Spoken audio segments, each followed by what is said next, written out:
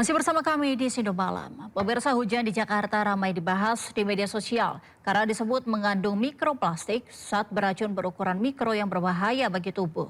Badan Riset Nasional membenarkan temuan tersebut.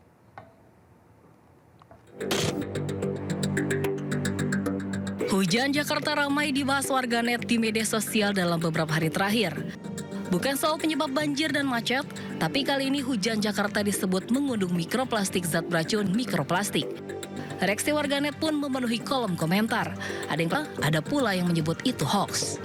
Menanggapi hal itu, Koordinator Riset TMC Modifikasi Cuaca BRIN Joko Gunawan menyebut, berdasarkan riset yang dilakukan Pusat Riset Oseanografi BRIN, hujan Jakarta mengandung mikroplastik ukuran 500 hingga 1000 mikrometer.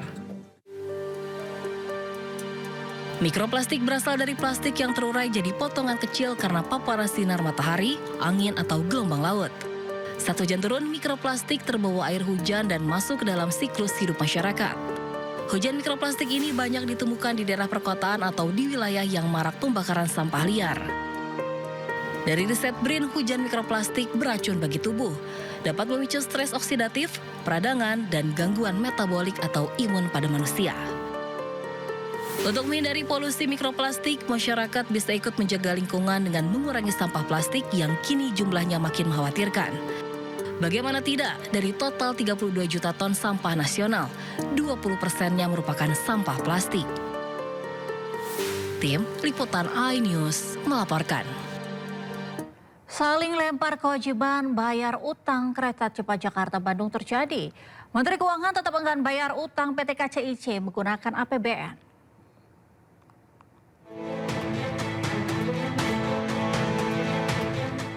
Pasca beroperasi, proyek kereta cepat Jakarta-Bandung menyisakan utang dengan nilai fantastis mencapai 116 triliun rupiah. Utang ratusan triliun itu tak hanya menjadi beban bagi konsorsium BUMN yang terlibat, namun juga membuat pemerintah pusing 7 keliling. Menteri Keuangan Purbaya Yudisadewa enggan membayar utang proyek kereta cepat menggunakan uang APBN. Menteri Koboi ini dengan tegas menilai kewajiban bayar utang harus diselesaikan oleh BPI dan Antara. Begini, bukan utang yang nggak dibayar, kan pemerintah apa? Kalau dulu kan semuanya pemerintah yang tadinya begitu kan, tapi ketika udah dipisahkan dan seluruh dividen masuk ke Danantara, Danantara cukup mampu untuk membayar itu. Jadi bukan nggak dibayar utangnya, dibayar tapi Danantara bukan APBN. Sikap Menteri Keuangan membuat Danantara mau tak mau harus membayar utang PT KCIC. Tak hanya utang, pemerintah dan otoritas terkait juga harus mengusut dugaan markup pada proyek ini yang membuat beban utang membengkak dan merugikan negara. Dari Jakarta, Tim Liputan iNews melaporkan. Sementara itu pemirsa, mantan Sekretaris Kementerian BUMN Said Didu ikut menyoroti kenaikan anggaran proyek kereta cepat Jakarta-Bandung atau WUSH yang mencapai 7 miliar dolar Amerika dari awalnya 5,5 miliar dolar Amerika. Said Didu meminta semua pihak yang terlibat dalam kenaikan anggaran ini dimintai pertanggungjawaban.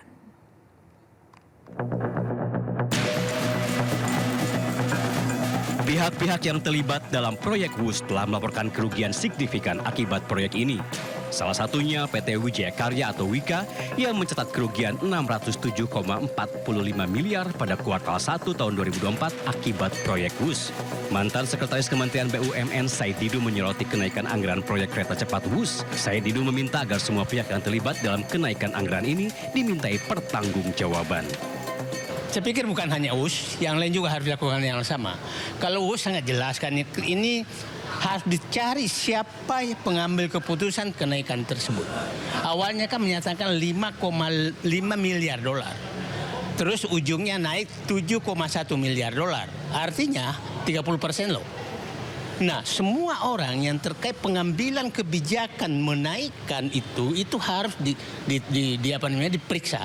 Karena aturan menaikkan anggaran itu berarti kan ada yang mengambil keputusan. Nah, kita tahu kan yang pejabat-pejabat yang ditugaskan atau mengambil tugas tentang WUSH kan satu, Rini Sumarno, Suwandi suaminya ya. Kemudian yang ditugaskan terus adalah Luhut Binsar Panjaitan. Yang ketiga adalah di direktur. Nah, itu harus diperiksa semua. Siapa yang mengambil keputusan sehingga anggaran itu naik, sehingga bunganya harus tinggi. Dan ini pembelajaran bahwa siapapun mengambil keputusan yang merugikan rakyat, membebani rakyat, ini kan membebani rakyat, membebani negara, maka dia harus bertanggungjawabkan kan. Nah, itu. Seperti diketahui, anggaran proyek WUS awalnya diperkirakan mencapai 5,13 miliar dolar Amerika atau setara dengan 76 triliun rupiah. Namun biaya proyek ini mengalami pembengkakan hingga mencapai 7,2 miliar dolar Amerika atau sekitar 108 triliun. Dari Jakarta, Anissa Rizkia, Arstiawan, Sutrisno iNews melaporkan. Mantan Menko Polhukam Mahfud MD meminta KPK tidak pasif mengusut kasus dugaan korupsi pada pembangunan WUS di masa pemerintahan Presiden ke-7 RI Joko Widodo.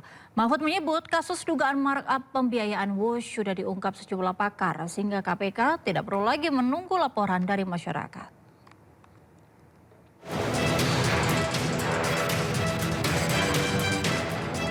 Mantan Menko Polhukam Mahfud MD menilai penanganan kasus dugaan markup biaya pembangunan kereta api cepat Jakarta-Bandung tidak perlu lagi menunggu laporan dari masyarakat ke Komisi Pemberantasan Korupsi. Mahfud menyebut kasus dugaan markup pembiayaan WUS sudah diungkap sejumlah pakar sebelum dirinya ikut berkomentar. Menurut Mahfud, dugaan markup dari 17 juta dolar Amerika Serikat menjadi 52 juta dolar Amerika Serikat per kilometer jalur WUS telah disampaikan Antoni Budiawan selaku pakar ekonomi politik dari Political Economy dan Policy Studies. Hal tersebut seharusnya menjadi material penyidikan dari KPK. Jadi jangan, kalau mau menyelidiki betul KPK, panggil Antoni Budiawan karena dia yang bilang di situ sebelum saya kan bilang ini Antoni Budiawan bilang begitu. Kan gampang kalau itu. Dan sekarang ini mestinya kalau ada hal seperti itu tidak perlu laporan, langsung diselidiki. Itu perlu laporan tidak masuk akal. Mahfud meminta KPK tidak bersifat pasif untuk mengusut kasus dugaan korupsi pada pembangunan WUS di masa pemerintahan Presiden ke-7 RI Joko Widodo. Tim Liputan iNews melaporkan.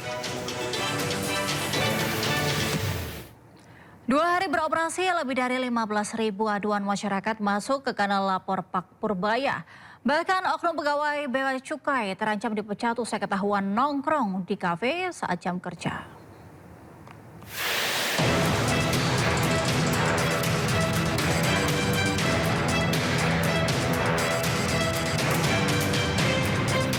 Baru 2 hari beroperasi, kanal lapor Pak Purbaya, layanan sarana masyarakat untuk sampaikan keluhan atau kendala terkait bea cukai dan pajak dibanjiri belasan ribu aduan. Dari 10 laporan yang ingin segera ditindaklanjuti, ada 1 laporan di mana pelapor menyebut melihat petugas bea cukai yang tiap hari nongkrong di Starbucks, lengkap dengan laptop dan membicarakan bisnis aset.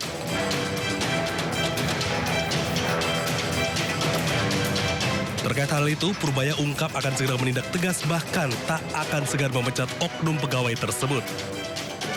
Gimana anak buah lu begitu? Ini akan kita tindak ya. Ini lengkap tempatnya nih. Ini cuma saya alamatnya lengkap, ini lengkap, jadi pasti bisa kita akan kejar. Jadi saya baru tahu, walaupun kita udah mau gebrak-gebrak, masih ini di bawah seperti ini. Artinya mereka nggak peduli. Dianggapnya saya main-main.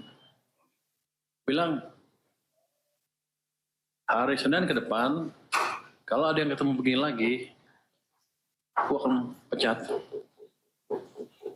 Walaupun katanya mecat pegawai negeri susah, saya akan pecat. Saya persulit hidupnya. Masa nongkrong di Starbucks berpakai seragam, gak kira-kira loh. Sebelumnya, Menteri Keuangan RI Purbaya Yudi Sadewa meluncurkan layanan pengaduan bernama Lapor Pak Purbaya. Masyarakat dapat langsung mengirim laporan melalui WhatsApp di nomor 0822 4040 6600. Setiap laporan harus mencantumkan nama lengkap dan email supaya dapat ditindaklanjuti oleh tim Kementerian Keuangan. Tim Liputan iNews melaporkan.